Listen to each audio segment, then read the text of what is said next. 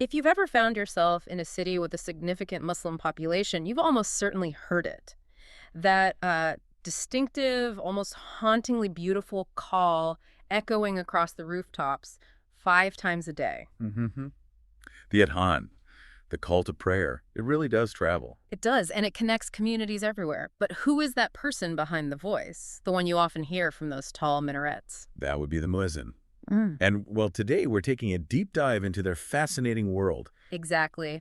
Our mission for this deep dive is to unpack the sources you sent over to understand not just what a muezzin is, but their really surprising historical roles, their unique responsibilities. And how the whole function has changed over time. Right.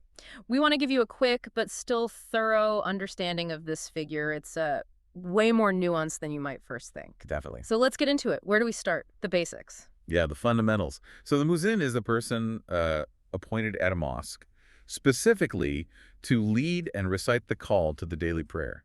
That prayer is called alagat. And that's the 5 times a day thing. Correct. 5 specific times. Fajr, that's the dawn prayer. Then Zohr around noon. Ajr in the mid-afternoon. Maghrib right at sunset. And finally, Isha, the night prayer. Okay. So their main job, their core role, is absolutely crucial for the Muslim community. It's all about ensuring an accurate prayer schedule, Yeah. keeping everyone on track.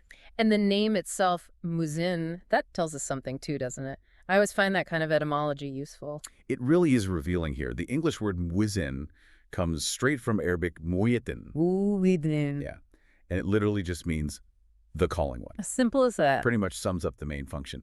And, historically, that call would usually come from the minaret. Right, the tall tower you see at mosques. Designed to project the voice, I suppose. Exactly. Way before microphones, that was the technology. We could talk more about how that's changed later, though. Okay, good point. So, beyond just the calling, what else did the sources say about their responsibilities? Anything surprising? Well, first off, how they're chosen. You'd guess it's about the voice, and yeah, that's part of it. The sources say they're picked for good character, their voice, obviously, and their skill in reciting the adhan. Makes sense. And typically they are men. But here's something that often throws people off.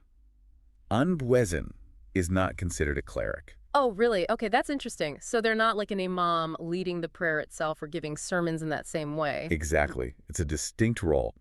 And I saw something in the materials that really highlights this difference. Mm-hmm. It's about some very practical, hands-on duties they have. Ah, yes. Tell us about that. It seemed really down to earth. It absolutely is. The research points out that a muezzin cleans the mosque's toilets and also the areas where people perform wuku. Wuku being the ritual washing before prayer. Correct, the ablution. So it's not just some minor chore. It speaks to this really profound service-oriented aspect of the role. It emphasizes that their responsibility covers the purity and sanctity of the whole prayer space. Wow. Talk about grounded. That definitely gives you a different perspective on the role, doesn't it? It's not just about the beautiful voice from the tower. Not at all. It's a holistic kind of service. And when they are making the call, they face a specific direction, right? Yes, they face the Qibla. That's the direction of the Kaaba in Makkah. Standard practice. Okay. Now, you mentioned keeping the prayer schedule accurate. That sounds like it could get complicated, especially historically. Did that lead to other related roles?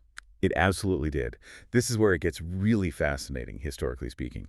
Starting around the 14th century, particularly in Mamluk Egypt, we see this related figure emerge, the muwaqid. Muwawaku. Okay, what did they do? Their role was highly specialized. They were responsible for determining the exact prayer times using mathematical astronomy. Whoa. Okay, so not just a good voice needed there. You needed serious math and astronomy knowledge. Precisely. It's a huge contrast with the muezzin, who, as we said, was chosen more for piety and voice.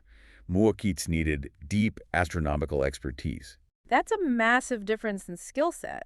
What does that tell us about, how they valued those different skills back then, with one seen as more important? Well, the muwaqqid skill was certainly essential for accurate timekeeping in major mosques. It highlights a completely different kind of necessary expertise. But what's really interesting is the overlap. Overlap. How so? There's speculation that the muwaqqid role might have actually evolved from specialized muezzins, and that, for a while, the line between the two wasn't always clear-cut.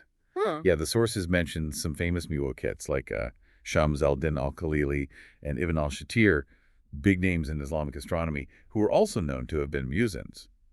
Or They might have even held both roles at the same time. So you could be the guy with the amazing voice and the master astronomer figuring out the exact minute for Zur prayer using the stars. Potentially, yes. Yeah. At least in some cases or at certain times. So what does all this mean for today? I mean, do Muezzins still need to pull out an astrolabe?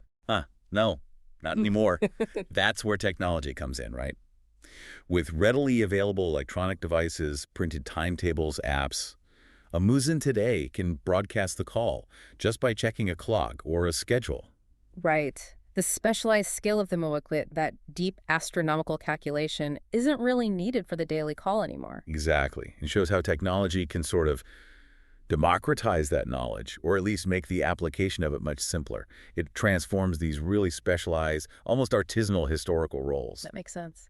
Which brings us back to the call itself, the Adhan. It's not just functional. You mentioned the skill, the voice. It's really considered an art form, isn't it? Oh, absolutely. The melodious chanting, the way it's delivered, it's deeply artistic and spiritual. And taken very seriously. I saw that note about Turkey having an actual national competition. Yes, an annual competition to find the country's best Muezzin. That's amazing, like a national singing contest, but for the call to prayer. Imagine the pressure and the skill involved. It really underscores the cultural weight and the aesthetic importance placed on the Adhan. And speaking of change, the delivery method has evolved massively too. Right. We mentioned the minaret. Historically, they'd literally climb up there. Yes, they'd ascend the minaret to recite the Adhan, ensuring it carried across the neighborhood. There's that famous 1866 painting by Jean-Léon Charron showing exactly that, a Muezzin high up on the balcony. But you don't really see that much anymore, do you? Climbing up 5 times a day. Not usually, no. Nowadays, it's much more common for mosques to have loudspeakers mounted on the minarets. So the Muezzin uses a microphone inside. Often, yes. Or sometimes, particularly for the first call at dawn maybe, a high-quality recording might be played. It allows the call to reach much further without the physical climb each time. A real blend of ancient tradition and modern tech. Definitely. And this role, the Muezzin, it goes way back, doesn't it? Like really early Islamic history. Right back to the beginning. The institution itself has existed since the time of the Prophet Muhammad. And there's a specific story about the very first one, which is quite powerful. Yes, the very first Muezzin. His name was Bilal ibn Rabah. Bilal, tell us about him. Well, Bilal was a former slave, Ethiopian, I believe, born in Mecca. He became one of Muhammad's most trusted and loyal companions. And Muhammad himself chose Bilal to be the first person to ever recite the Adhan. Wow. A former slave chosen for this foundational role by the Prophet himself. That's a really significant detail. It is. It says a lot about the values present right at the start. And speaking of history, there was another fascinating detail in the sources about who sometimes got the job later on once minarets were common, something about blindness. Ah, yes. That's quite intriguing. In some cities, after minarets became standard architecture, the job Muezzin was sometimes specifically given to blind men. Why? What was the reason for that? It was purely practical, based on social norms of the time. It was to prevent the Muezzin from up high on the minaret from being able to see down into the private inner courtyards of people's homes. Ah, to protect privacy. Exactly. To avoid violating the privacy of families, especially women, within their homes. That's incredible. It shows how things like social values about privacy actually influenced, who got certain jobs and even architectural functions centuries ago. Think ahead like that. It's a fascinating intersection of architecture, social norms, and the practicalities of the role. Definitely. So from Bilal, the first Muezzin, through history with considerations like privacy, have there been other particularly famous Muezzins known for their voices? Oh, yes.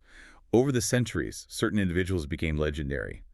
The sources mention a couple like Rahim Muezzin Zadeh Ardabili from Iran. His style of recitation is apparently still studied. Okay. And Ali Ahmed Mullah, who was the chief Muezzin at the Grand Mosque in Makkah, the one surrounding the Kaaba, for over 4 decades. His voice became incredibly well-known to Muslims globally. Wow, 4 decades at the Kaaba. Imagine. Quite a legacy. Absolutely. Okay, so let's try and wrap this up. We've covered quite a bit in this deep dive. We have. We started with the Muezzin's core role, the call to prayer, keeping the schedule, then the surprising details, like not being a cleric, the practical duties, like cleaning. Mm-hmm. And that whole fascinating history with the Muwaki, the astronomical timekeeper, and how that specialization isn't generally needed by the Muezzin today thanks to technology. Right. And the evolution of the call itself from someone climbing a minaret, like in that painting, to using loudspeakers, the adhan as an art form, even with national competitions? And the origins, going right back to Bilal ibn Rabah, the first Muezzin chosen by Muhammad. Plus that interesting detail about blind Muezzins and privacy concerns. It really is a role that has adapted incredibly over, what, 14 It centuries? truly has. It's endured through massive technological and social changes. So, maybe a final thought for you listening. Considering how this ancient role adapted needing astronomers at one point, then focusing on privacy, which led to employing blind men, and now fully embracing technology like loudspeakers and apps, what does the enduring yet flexible nature of the Muezzin's role tell you about how tradition and innovation can, and maybe must, coexist in our world? What other really long-standing roles do you think have gone through such surprising twists and turns? Something to definitely ponder. Indeed, plenty to think about until our next deep dive.